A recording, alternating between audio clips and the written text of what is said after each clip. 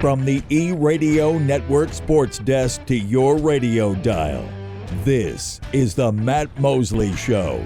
Covering everything from the gridiron to the hardwood, breaking down the latest headlines, talking to the pros, and bringing the heat like only Mosley can.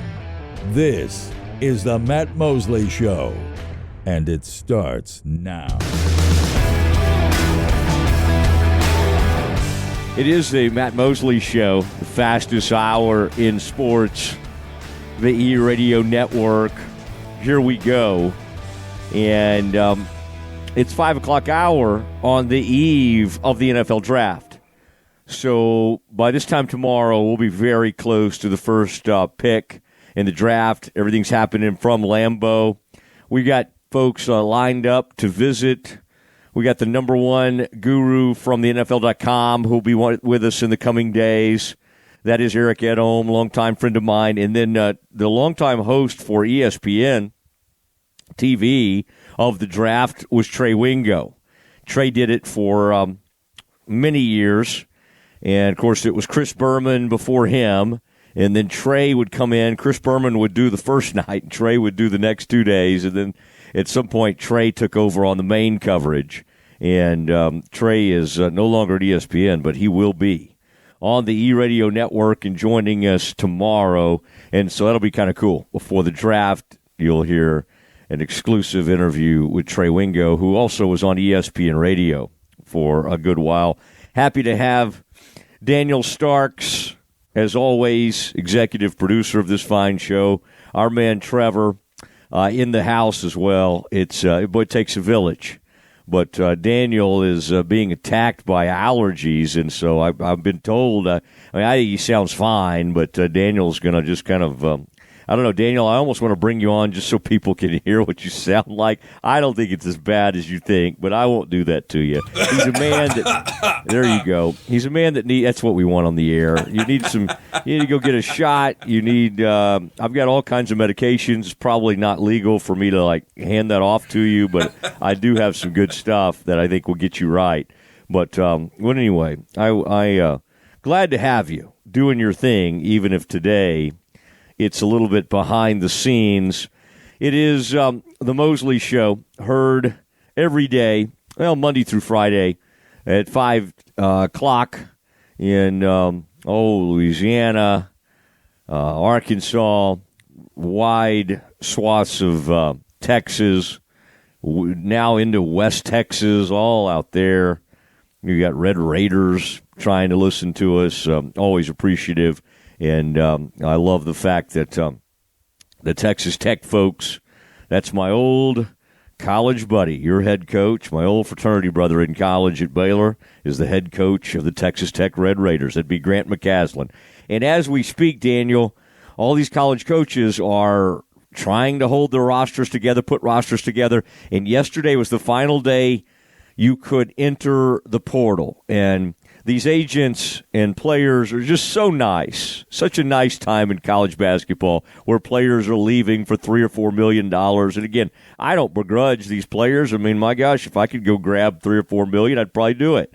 But it's really tough when you're building your roster. You've gotten all your portal guys together, and then on the final day that you can enter the portal, you walk into your coach or you text him or whatever and go, hey, sorry, I'm out. And that is what happened yesterday. Several players entered the portal. Now, in a weird sort of way, some of them are entered the portal in an effort to preserve their eligibility, to think about the NCAA, because some of them have entered the final year. They don't have any eligibility left, but there's a court case right now. Stop me if you've heard this one. And it could clear the path for some of these players to get an extra. It's a fifth year. And so these things end up in the courts. We've got the House settlement on the way, which is going to clear the path for these universities in our listening area. Of course, University of Arkansas, LSU, A&M, University of Texas. They will each have football. They'll have about $20 million, a little over $20 million. Again, most of that will go to football, the majority. And I appreciated our friends out at Texas Tech because they just made it clear. They said, here's exactly how we're going to do it. We're going to have like 85% to football, 5% to men's and women's basketball, and then the rest of baseball or softball or whatever. They just put it right out there. And this is what's going to happen. You're going to have a salary cap, and that is the age we're entering. And so this summer at some point, you'll finalize this house settlement, and that's the way this is all going to play out. And, my experience in law school may help out because some of this stuff's going to get challenged. There'll be more lawsuits.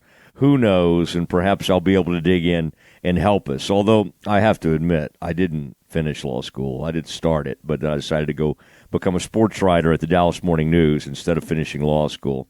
I don't really regret that, except sometimes when the paycheck arrives. But it is the Mosley Show, and let's start today since the draft is tomorrow. In fact, Daniel, I should have shared some of this with you. It just popped into my head. Yesterday, Ed Werder, who was on the Mosley Show just a few days ago, he and I did this whole podcast. We do the Doomsday podcast. Check it out. You can find it on Spotify, Apple, wherever you get your podcast. You want to check it out because we did our build-up. And then yesterday we actually, on this show, played some of Jerry Jones and some of his reaction. I've been interested to see kind of what the national reaction was to Jerry and Brian Schottenheimer and Steven and Will McClay talking. I found it very interesting that Jerry talks so much about quarterback. I mean, that's the one position that they have filled. And I know not that everybody listening to us thinks that Dak Prescott is the ultimate answer, but he kind of has to be. I mean, they don't have any other choice. They're paying him $60 million a year. What are they going to do, move on from him? But Jerry found himself yesterday talking so much about his injury history and having to need to have a backup. They traded a fifth-round pick for Joe Milton, who will be the Cowboys, likely be the Cowboys' backup. But one of the questions that got Jerry talking about quarterback was the question of, like, what if one of these quarterbacks ends up down there available at number 12, whether that is Jackson Dart, who probably will be from Ole Miss, whether that's Shedeur Sanders, who probably already will be taken. Some people have been mocking him in the mock drafts to the Saints at number 9. Where is he going to end up? That's a big story. Deion is always a story. And I've had run-ins with Deion over the years, and he's very, on one hand, you would think he would be incredibly thick-skinned because he's kind of heard everything, and he's a lightning rod and all that. The truth is he's not. And when I've said things somewhat negative or criticized him starting a school in Dallas-Fort Worth, which blew up and had all sorts of problems, and it was called Prime Prep. And these players, it screwed up their resumes and transcripts so badly, some of them couldn't even go play in college. One of the guys ended up going to play, I think, in China or somewhere before going on to play in the NBA. I'm just telling you, it was a mess. And at the time, I was doing a lot of stuff in the Metroplex, and so I was highly critical of what Deion had done. And what I would remember is it wasn't just Deion, it was his family members. Shedeur would have been too young. But there's Deion Jr., who's a little bit older, and I remember him coming after me and all these things. So you have to be a little careful when you're any critical of anybody in the Sanders family because they'll all come after you. And that's fine. I mean, again, that's part of the deal. If you're in the media and you're going to be critical of people, you're going to get some backlash sometimes. So this is not even me, though, this time. Daniel, I felt like you and Trev what is Trev's title, Daniel? Do we have I want to give him, you're the executive producer of the Matt Mosley Show. Can we call Trevor the director of content, director of sports content? Is that it's very made up. But you think Trevor likes that? I don't know.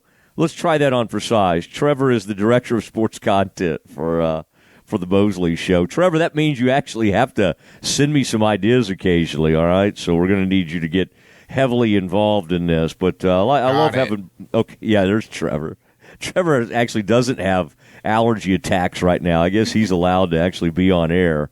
But good to have you both and manning the mothership. I don't even know if I'm allowed to say where the mothership is. The Ellis family, the tremendous owners of this fine E-radio network. But we do have a mothership, but we have outlets across 3 states. And by the way, it's growing all the time. I have a feeling we're going to add a 4th state soon, and that will be fun. And we'll, of course, announce these things as we go. But love being on wherever you may be. If you're driving all across Arkansas, you can hear me right now. If you're hanging out in Shreveport-Bossier, that area, you can hear me. And really, I mean, I don't know where we aren't in all of Texas, because we're in a lot of different places. But here's what I was going to bring up about Dion and about his family. Okay, as much as he annoys me, and I think, like, for instance, his best friend is probably Michael Irvin. I worked in radio for years with Michael.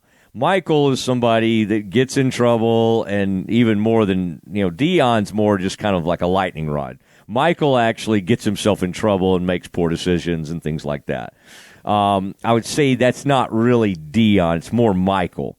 But in terms of the two of them, I'm way closer to Michael, because he's just the greatest guy to work with. He was fun. He had a radio show. And believe it or not, Michael Irvin, I have never seen somebody work so hard at like a 3-hour midday. I think it was like 12 to 3. In fact, it led up to our show in Dallas for years. And he got into it. He would do these long interviews. He really, really worked hard at local radio. And you think, well, he's Michael Irvin. He's a freaking Hall of Famer. But he did. He worked at it, and that's one of the reasons I loved working with Michael. Dion was different. Dion loves to do media, but mainly Dion just loves to get paid. Don't we all? But I bring that up to say Michael they were so different. Michael still had the mentality of when he played for the Cowboys and when he was going to Miami and when he was growing up in Florida. He worked his rear off, whereas Dion was just like, okay, here I am. Here's my entourage. What do I need to do? He was not somebody. Now, as a coach, I think he's worked extremely hard. He's worked extremely hard on his brand, putting that team together, and turning Colorado into a relevant program. And quite honestly, as much as I would like to deny it, the most relevant brand in the Big 12 is not Arizona State. It's not Texas Tech. It's not Oklahoma State. It's not Baylor. The most relevant brand in all of the Big 12 is Colorado. All right, which leads me to this. There is a story on NFL.com, and Tom Pelissero, who's a great guy, and he breaks a ton of news over at NFL.com, and you see him on the NFL Network. And the guy does a really good job. So what he does is he projects where all these quarterbacks are going to go. And like while I'm doing the show today, here as we are here at about 5:15 or whatever. I mean, I'm sitting here watching just news alerts, the over-under on where Shadour's going to go.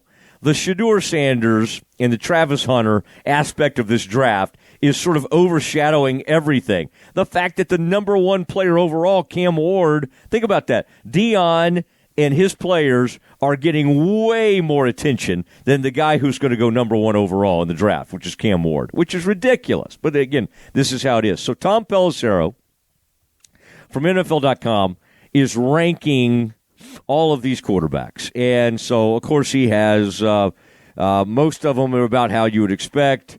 The fourth quarterback that will go in his, from after talking to all the GMs, scouts across the league. That's another thing I like about Pelissero. He's not just throwing darts. He's talking to all these GMs, head coaches privately, and then getting them to comment anonymously on all these players. So since we are in SEC country, I'll just tell you, He's got Jackson Dart, the third quarterback taken. Jalen Milroe will be the fourth from Alabama, the fourth quarterback taken. Fifth quarterback taken, Tyler Shuck from Louisville. All right? All these quarterbacks are projected to go in the first couple of rounds. Now, when you get down the third, fourth rounds, this is where it gets interesting. From the University of Texas, another SEC school obviously now, Quinn Ewers, projected to go in the third or fourth round. And then after that, from Ohio State, Will Howard, who, despite winning a national title, showed up for some of those pro days and threw the ball all over the yard, couldn't hit any moving targets. And so that's why he's projected to go there. But again, the desperate need for quarterbacks in this league will push some of these people up even before they're being projected. Now, back to the Sanders family. This was a quote from an anonymous scout, and this is here it is. This is a longtime NFL assistant coach, all right, who spent time with Sanders. I guess this had to happen at the Combine, or it could have happened when Shedeur Sanders came in for an interview, because these teams all get 30 of those. They're allowed to bring in 30. Some of them take all 30, some of them don't. Cowboys love it. Jerry loves to get the player in, get the mom on the phone, all that kind of stuff, because he believes if he gets to know the family, if he gets to watch how the player interacts with his parents, that gives him messages. And maybe there's some truth to that. I don't know. I mean, Jerry, one thing the Cowboys can do is draft. They actually have hit on quite a few draft picks. So as much as we love beating up on Jerry Jones, and I'm first in line usually for that, they've done pretty well in the draft. All right, here we go though. This is the one longtime NFL assistant coach said of his interview with Sanders. He said it was the quote, "the worst formal interview I've ever been in my life. He's so entitled. He takes unnecessary sacks. He never plays on time. He has horrible body language. He blames teammates. But the biggest thing is he's not that good." Ooh, goodness gracious. Now, let me tell you how I used to approach these things with scouts. I did not like letting anonymous scouts impugn or knock a guy's character. I hated it. I mean, like, if they wanted to go on the record with it, you bet, all day. I did not love letting scouts anonymously come at players. I always thought it was a bad look. Same thing as when they would anonymously leak how they would do on that Wonderlic test, which thankfully has kind of gone away, because invariably somebody was going to leak that out, and then a player would end up looking horrible. All right? Vince Young had a bad Wonderlic score. Mo Claiborne, the former LSU player that was a cornerback for the Cowboys, had a bad Wonderlic score. Well, both players didn't end up they weren't that great. Maybe the Wonderlic score gave us some good information. I don't know, but I do remember Mo Claiborne famously saying he just wasn't in the mood to take it, and just after a couple of questions just gave up on it and didn't care. And that was the explanation for his low Wonderlic score. But those things always were given way too much. So again, I don't love allowing anonymous people, in this case an assistant coach, to go after people. But boy, this is damning to hear that. Let's see what they let's see if here's what a longtime AFC executive said about him. This is Shedeur Sanders. "It didn't go great in our interview. He wants to dictate what he's going to do and what's best for him. He makes you feel small." All right, I don't know. I feel like you make yourself feel small. I mean, I'm sorry if you're in a room and a 21-year-old kid walks in there and makes you feel small, that's on you. But okay, that's fine.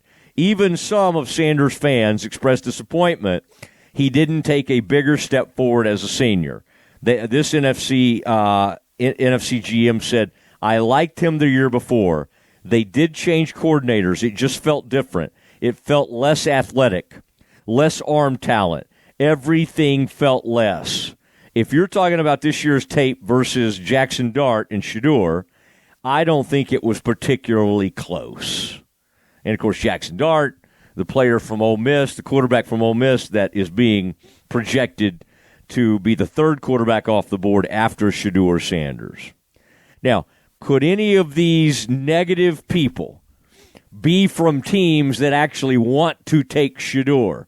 Could they be trying to talk teams out of taking him? That does happen. That does happen. But I'm telling you, Tom Pelissero is a really good reporter and a good dude.